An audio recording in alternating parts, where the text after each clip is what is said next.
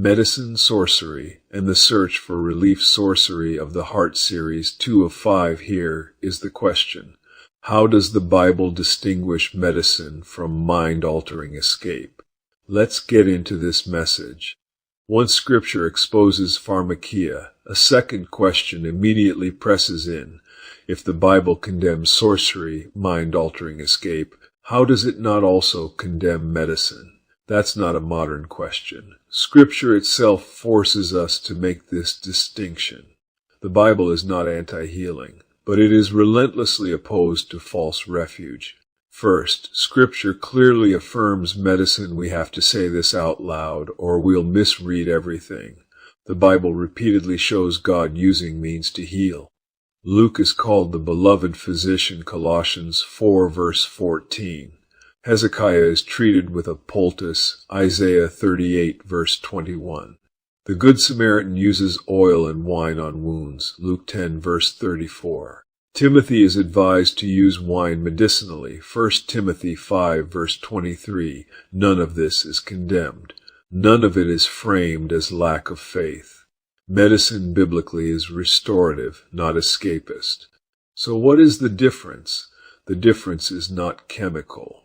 It is directional. Medicine moves a person toward engagement with reality. Sorcery moves a person away from it.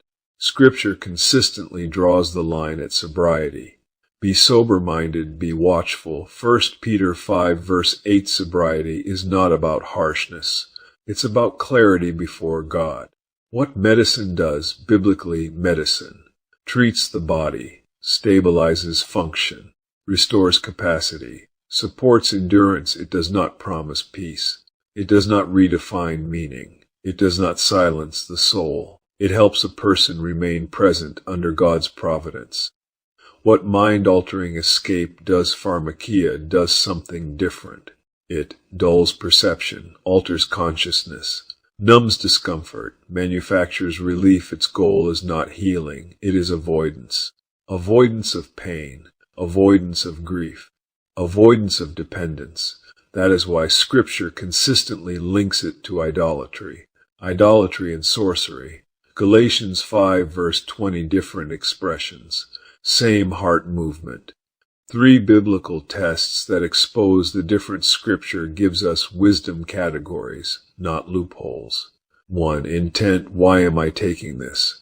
To heal the body, or to escape the weight of living before God. 2. Effect. What does this do to my soul? Does it preserve alertness, or flatten it? Does it sharpen conscience, or silence it? 3. Dependence. What happens if it's removed? Can I still pray, endure, and trust?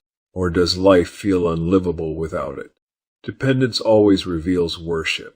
Wine is Scripture's built-in example. The Bible allows wine, but it draws a hard line at intoxication. Do not get drunk with wine, for that is debauchery. Ephesians 5 verse 18. Why? Because drunkenness surrenders self-control, dulls discernment, replaces spirit-filled clarity. Same substance, different use, different moral category. Why this distinction matters so much right now. We live in a culture that medicates sorrow instead of lamenting, sedates anxiety instead of trusting, numbs pain instead of enduring. Scripture does not glorify suffering, but it does give it meaning. When relief becomes the highest good, worship quietly shifts. The line that holds this message together. Medicine helps us endure reality under God. Sorcery helps us avoid reality apart from God. That is the difference Scripture refuses to blur. Let's close this message in prayer. Heavenly God and Father, you know how quickly we reach for comfort when we are weary. Give us wisdom to receive help without replacing you. Teach us to discern healing from escape, relief from refuge. Where our hearts have learned to numb instead of trust, gently retrain us. Make us sober-minded, present, and dependent, not on our strength, but on your sustaining grace. Amen.